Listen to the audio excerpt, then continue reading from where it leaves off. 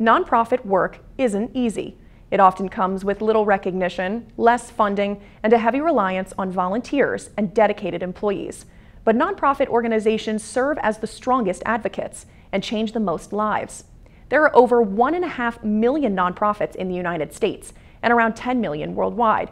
It's impossible to know them all. Most people are introduced to certain nonprofits when something changes in their own lives that causes them to seek help and resources.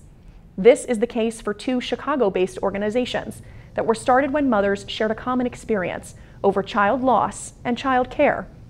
Almost Home Kids and Star Legacy Foundation are two organizations working to make a difference in their communities. I'm Julia O'Leary. Those stories tonight on Difference Makers.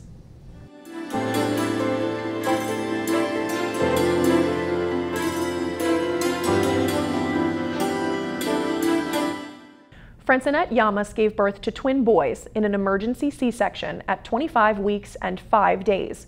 They were just 12 inches long and weighed about as much as a pair of shoes. Xavier and Damian had to be resuscitated at birth and were rushed to the NICU, where they stayed for 10 months, undergoing countless surgeries in an attempt to save their lives. Both twins had patent ductus arteriosus, or PDA, which is a congenital heart defect common in babies born prematurely. Sometimes that hole in their heart will close on its own, and it did for Damian, but Xavier was rushed into emergency surgery. Fortunately, the surgery was a success, and Javi stabilized, but Damian was worsening. This was only the beginning of a back-and-forth battle for survival and their future as children with medical complexities. Xavier was recovering from heart surgery when doctors found a hole in Damian's small intestine, resulting in immediate surgery. If it worked, it would have been a miracle, because he was this big. So you can imagine his insides. Insides that doctors said had the consistency of wet toilet paper, and a total of 5 holes in his small intestine, forcing 10 centimeters to be cut out. His intestines actually ended up having to be out of his body in a bag for 6 months, because we had to wait for the intestines to actually mature and be solid enough to be able to hold the suture and not be mush. There was multiple attempts throughout the 6 months made to kind of close up the wound, to kind of just bring it closer and closer and closer. It's just that it's very hard when it's a premature baby, trying to grow, but he's also not eating because he can't hold anything. Damian had to receive nutrients through total parenteral nutrition, or TPN, in an IV, which caused extreme swelling in his body. He was born at 1 pound, 13 ounces. He swelled up to 8 pounds of pure liquid. He was sit like a starfish because you couldn't move anything. So getting an IV in was impossible. So at one point he had an expired IV in, and we had to leave it in because that was his only lifeline. With that fluid, it became a barrier for surgery, for anything, any progress, because you need anesthesia, you need IVs for everything, and we can't risk any more fluid anywhere. During a surgery attempt to close his open wound, the excess fluid caused so much swelling that Damian was forced to go on a ventilator. Time went by. His lungs somehow took a turn. I don't know if it was all the praying, all the crying, all the medical attempts, experiments, but they got a lot better, a lot more stable. But the twins both needed tracheostomy tubes and ventilators to help them breathe, which meant years of complex medical care was in their future.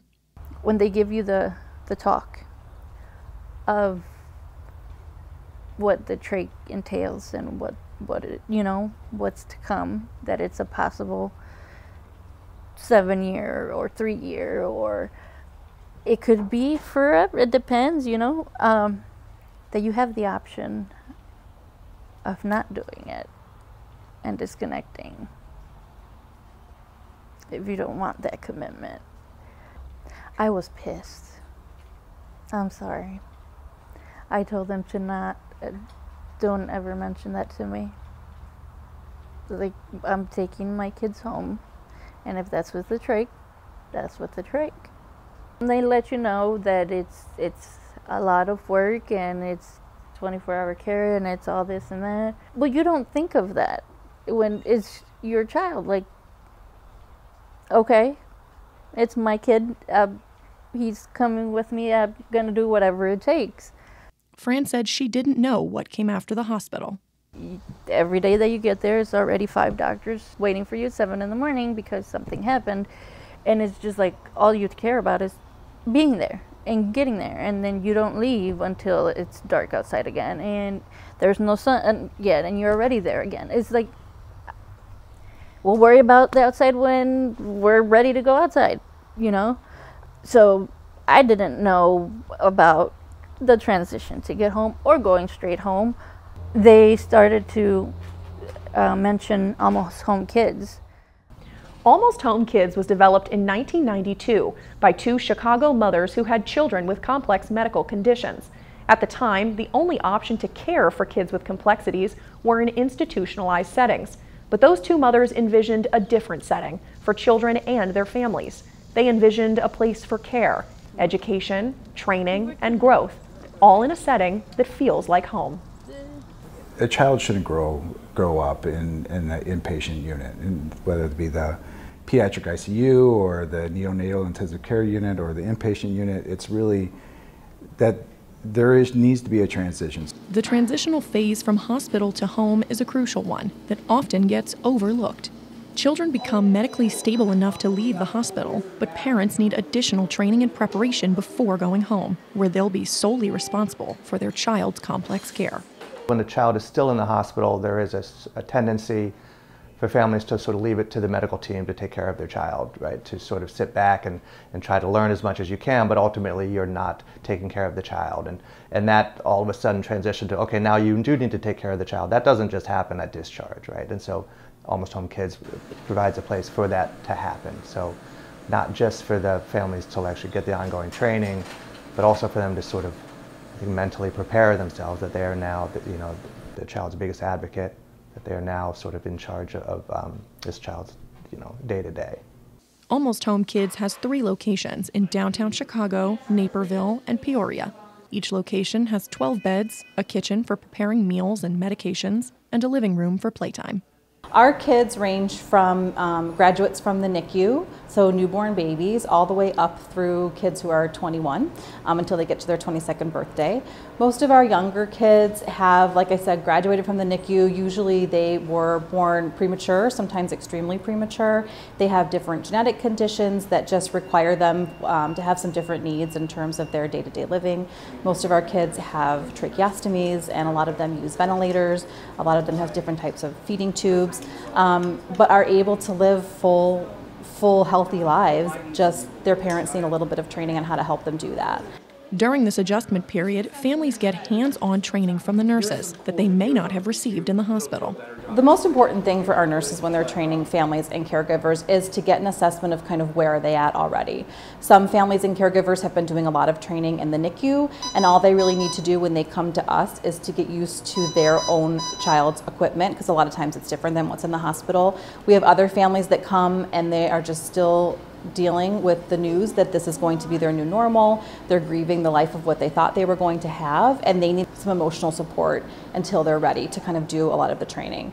And what our nurses do is we have education binders for every family, and they go through and they evaluate the kiddo and see what are their different diagnoses, what are their different needs, and they print up the step-by-step sheets, and then we just kind of start going through them.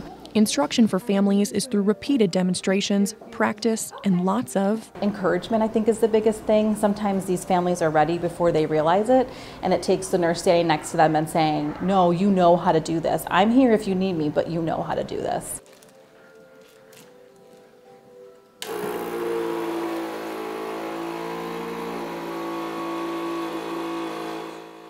It reminds me of when I was a new nurse, and just it's an anxiety-inducing thing, caring for someone and doing these sterile procedures. But we just try to, you know, keep them positive and encourage them that they're doing a great job, and they're going to be, you know, they're going to be totally capable of taking care of their baby at home.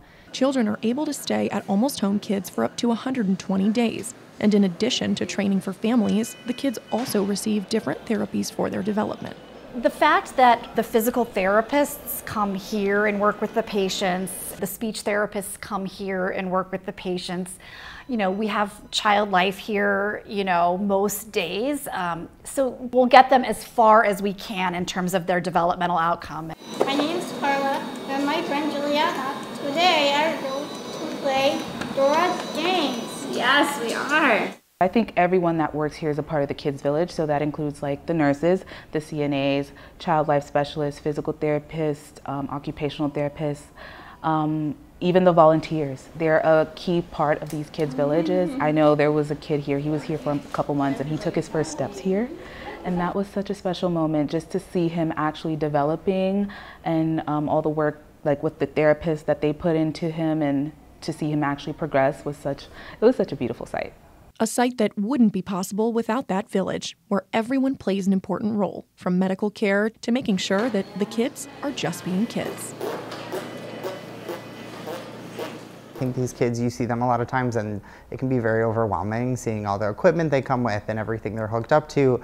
But at the end of the day, they're really just kids and they love to smile, and it's really fun to kind of see them open up and express. The children who do get to stay at Almost Home Kids are only a handful from a growing population. The National Institute of Health reports the rate of children with medical complexities is increasing at about 5% per year. Despite the demand, the U.S. doesn't have a national system to support legislation and funding.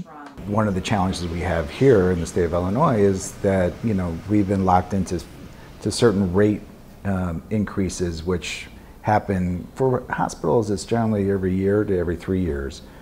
For us, it's been about every 6 to 7 or 8 years. So costs of healthcare continues to increase, but our reimbursement has stayed the same. So it makes it even more challenging to achieve the goals that we want to achieve without either higher fundraising and or preferably, you know, better reimbursement from Medicaid. The cost is also substantially lower for a child to stay at Almost Home Kids instead of the hospital, which can cost upwards of $60,000 a month, according to a report by the National Institute of Health. Almost Home Kids is relying on legislative changes to continue providing this care in the future for kids like Xavier and Damian, who after 10 months in the NICU spent 3 months in Almost Home Kids, where they turned 1. Flash forward 1 year later, and the boys just celebrated their 2nd birthday. Only this time, they were at home. One is walking, and you see him running, and then, you know, we're preparing to do time off the vent, and it's just like, we were just thinking of, you know, when we were going to do the surgery, and they were just telling us that it could be 7 years, and, you know, it's just so many things. And when you talk about the story again, it's like you're thinking about when Damian couldn't move. So many good things are happening, and it's like, well, it was just yesterday. I still email people here, I still call, we're still in touch, we still send pictures. They still check up on the twins. It's still a community, you know. I would forever be thankful for Almost Home Kids. It's honestly set us up for a great start.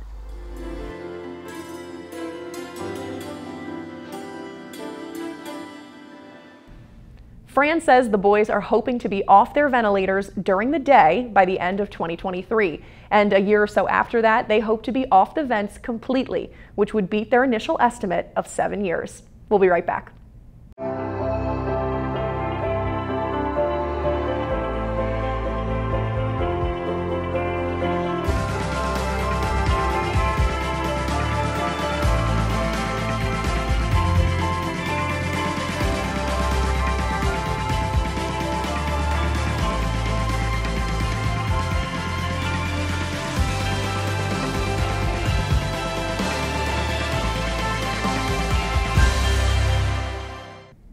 Chances are you know someone who's been affected by neonatal loss, even if you didn't know it.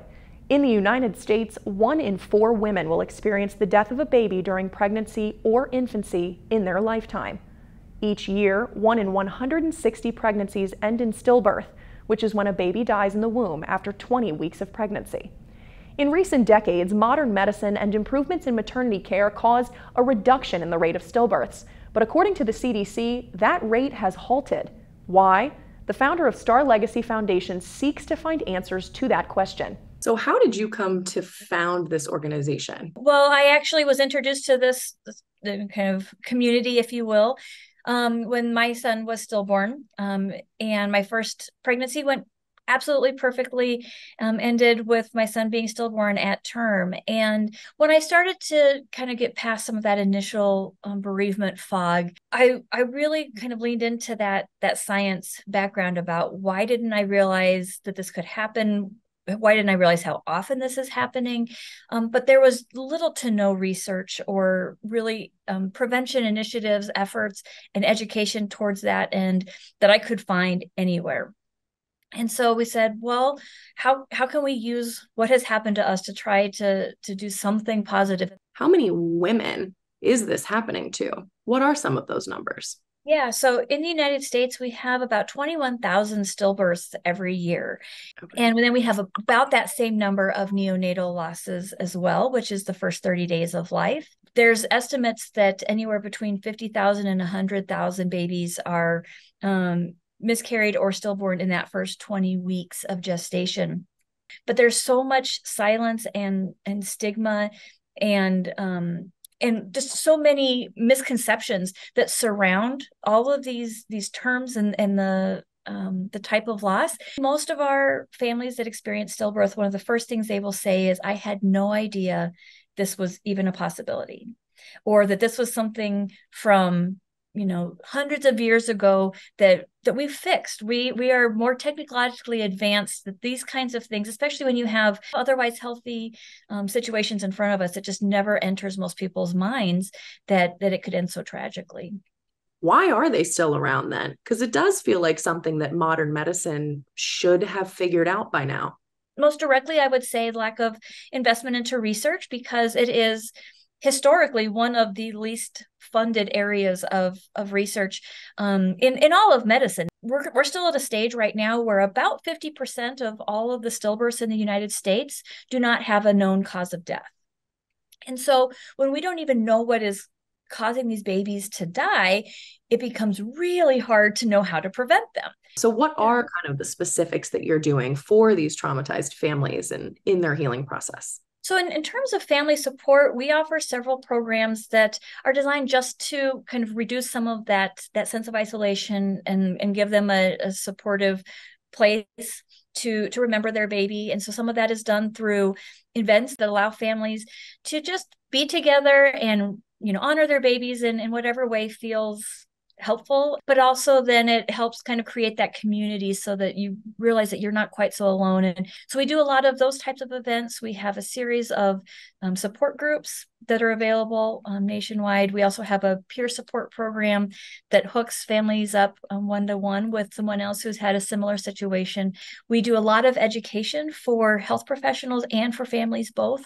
So we want to make sure that grieving families have access to lots of solid evidence-based, really, kind of good medical information in terms of grief and how to navigate that. It really is inspiring to see how so many families have done amazing, positive things out of tragic circumstances. Lindsay said pregnancy loss is a tough space to exist in as a nonprofit, but running Star Legacy has been a crucial part of her own healing process. This is a similarity between many of the women at Star Legacy, including Kasey and Kristi, who are co-chairs of the Chicago chapter. Their involvement following the loss of their babies has helped to grow the Chicago chapter and connect thousands of women. On May 5th of 2017, I had a full-term stillbirth at 39 weeks. I was fine at 38. I had no idea it was coming, and one day I woke up, and I had been having contractions and thought I was going into labor, but it's my second, so I didn't feel like I was in enough pain to go in, and then the contractions stopped, and I had this pit in my stomach, something is wrong. And I was going in for my 39-week appointment at 9 a.m., And I went in and she was gone. She had no heartbeat. So that's kind of the before and after of me. The after of May 5th, her name was Charlotte, or is Charlotte Mackenzie Macha. She was 6 pounds, 11 ounces, and 19 inches, and she was born at 6:58 p.m. My OB was on vacation that day. I knew she wasn't going to be there. So they took me to the ultrasound room, and this woman I'd never met was holding my hand, and she said, "I'm so sorry, there's no heartbeat." There was no reason for me to go home. Like, I had to deliver this baby, and I was already dilated. I was like laying on the ground when my husband got there, and I just said, "She's gone. She's gone, she's dead, and I have to go deliver her." And I came home 4 hours after, probably a little bit less after I delivered her. I just knew that once she came and I held her and I took pictures and I did all those things, I just couldn't go to the postpartum floor. I just couldn't do it. That was it. We got in the car. There was an empty car seat in there. I drove home. I'm so sorry that happened. I get that a lot, and I think it's the right thing to say. It's shocking for people that I've met, like, you know, many years after. They find out about it later, or sometimes on my social media I post about it. You know, and you get people say things like, "Well, at least you can get pregnant," or "At least you have Lucy," which is my oldest daughter who was already alive. And I don't want "at least." I want my baby. Kasey and her husband chose to perform an autopsy on Charlotte, and luckily, she was part of the 50% of stillbirths that do have a known cause of death. What the autopsy said was she died from the presence of hydrops caused by fetal anemia. So she was anemic. We didn't know it. Because of that, she had hydrops, which is basically where your body fills with fluid, and her lungs filled with fluid and made her heart stop. So she died. I think knowing was good for me. I think so many women have autopsies or choose not to, and it's just unexplained. I think there's a lot of work to be done with legislation, with death certificates, with honoring these moms who have these babies. When you don't have a birth certificate or a death certificate, it didn't exist. Right. So she has no birth certificate, she has no death certificate. According to everyone in the world, in the government, or most people, she really didn't exist. It's disappointing and it's hurtful and it's like mind-boggling. She is not recognized to the world, nothing to the world. I mean, to me, she's everything. Star Legacy Foundation's done a lot of work around that, but it's state by state. So it's just going to depend upon when it happens. Why do you think it is hard to find women who've experienced this? I think a couple of things. I think early on, after I lost her, I just remember the first week I was embarrassed. And looking back on it, it's like, why was I embarrassed? Like, I did nothing wrong. But at the time, I had no idea. But I think women feel ashamed. I had gone to a few support groups and kind of really hadn't found my spot. Someone had told me about the Star Legacy, and there was a meeting getting put together, and we met at a Panera. And it was like 6 women who had all had full-term stillbirths. And I was like, I found people. And 2 of those women are her closest friends to this day, who remember their baby girls born in May, June, and July with a dinner each summer. And all my friends that I have from growing up, and my sisters and all the moms that I know, they're phenomenal support, but until you have a full-term loss and don't bring home your baby, you really need to find someone who's gone through it. So it's been a blessing for me to meet so many inspiring women. The most rewarding work that I've done with Star Legacy Foundation, I've been a peer companion, and they match you with moms who are willing to speak with another mom who's gone through what you've gone through. I've had 2 moms come to me, I've met with them, I've watched them have their next pregnancy and deliver, and it's exceptionally rewarding. Because I wish I had that. And it's important to have those people. So I love being a peer companion, and I think I'll be a peer companion forever. honoring her and helping the women that came behind me will be the reasons that I will continue with the Star Legacy. First got involved in Star Legacy actually after the loss of my daughter Grace back in 2019. We lost her in February, and surprisingly, for as common as this can be sometimes, it was incredibly hard to find resources. And I just went searching for everything I could. Googling the heck out of everything pregnancy loss related, stillbirth related. And Star Legacy popped up as one of the organizations that they provide a lot of support for families after a loss, but what I really liked that they did is they do a lot of work with education and research, trying to figure out the causes of stillbirth to begin with so we can make change around that. Kristi was sick for most of her pregnancy, but days before her scheduled C-section, she knew something was seriously wrong. I had called the doctor the day before and told them what was going on. I said, finally, like this can't be normal. And you know, lo and behold, they said, you're 9 months pregnant. It's not that abnormal. And we were supposed to be going for our final ultrasound that day. And instead, you know, I said to my husband, we're not going to the ultrasound, we're going to the hospital. We found out she was gone when we got into triage, and they did the Doppler and rubbed the Doppler over the belly a few times, and they couldn't find a heartbeat, and they would just say, we can't find the heartbeat, we're going to try again. And they did that 3 times, and then they brought in an ultrasound, and they couldn't find it on the ultrasound. And so it was probably 5 times in a row, different methods. They would say, I'm sorry, we can't find a heartbeat, we're going to try again. And finally they just, I don't even remember the words at this point, but they couldn't find it. And my husband dropped to his knees and grabbed my hand, and I squeezed his hand, and that was the first time that we found out that she was gone, and we had no idea why. Meanwhile, doctors were running tests on Kristi and discovered her life was also at risk. Turns out I had a pregnancy condition called acute fatty liver of pregnancy, and it's a very rare, very life-threatening disease. You don't know what causes it. It comes on in late pregnancy. The condition my body was in when I went into the hospital, my liver was shutting down, my kidney was shutting down, my blood sugar was at a critical 26, my blood was acidic, it wasn't clotting, and so they couldn't give me an epidural because I would bleed out. They couldn't do a C-section because I would have bled out. And so all they said was, Kristi, you're very sick, and the only treatment is to deliver the baby as fast as possible and get you to the ICU.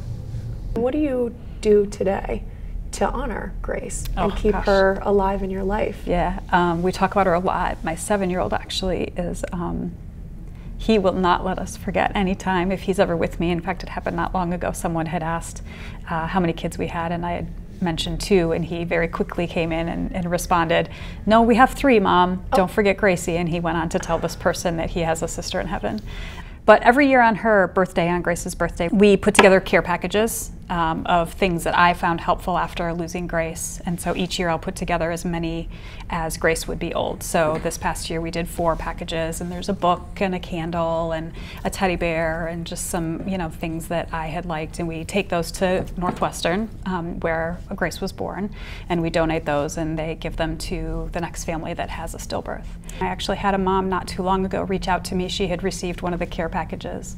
It might have been 2 years ago. I still don't know her name, but I leave my phone number in the package just in case, and she reached out to me, and we've exchanged some text messages, and that's one person that I've been able to, you know, touch their life and give them hope on the hardest days, then, you know, that's all I can ask for. Grace was named after Kristi's grandmother, but her name means a lot more. She has shown me so much more grace for myself, for others, empathy. Growing up, I always really embraced strength as a quality of mine, and I always prided myself in being strong, a strong woman. And I struggled a lot to kind of deal with the reality of that strength may be what caused us to lose her, because I didn't go in and get checked. I tried to power through. I wasn't that sick, even though I was literally dying. And so I grappled with that a lot, is that most prided quality of mine could be the very thing that killed my daughter. So coming off of that and changing that, my idea of strength is very different now. Strength in emotions and conviction and the vulnerability that comes with it, and being open to talking about that and being vulnerable in front of each other. That's not weakness, that's actually a sign of strength.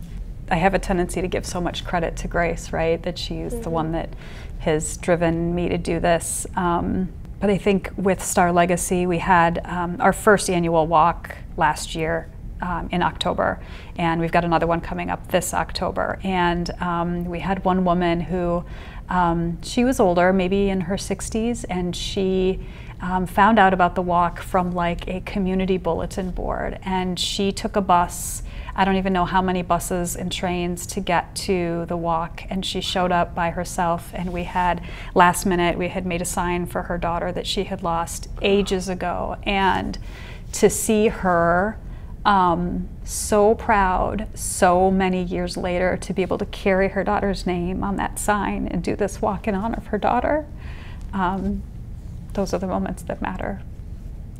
The one thing that I would encourage everyone to do is ask those questions, say those names. Don't shy away. It goes back to the vulnerability thing. Don't shy away from those hard conversations, because they matter. They matter to the person that lost the baby. Star Legacy as an organization has so many resources to provide to be able to guide family and friends in how to talk to someone that lost a baby or what to do, and so many different ways to get involved in honor of your friend, your sister, your neighbor, your aunt, whoever it is that has gone through this. The more we talk about it and the more we bring light to it, the more we shine light on it, the better chance there is of changing the statistics. October is Pregnancy and Infant Loss Awareness Month. Specifically, October 15th is Pregnancy and Infant Loss Awareness Day. On this day, families create an international wave of light by lighting candles at 7 p.m. local time all over the world to honor babies gone too soon. Star Legacy Foundation will also host its second annual Remember Us Still Walk on October 15th.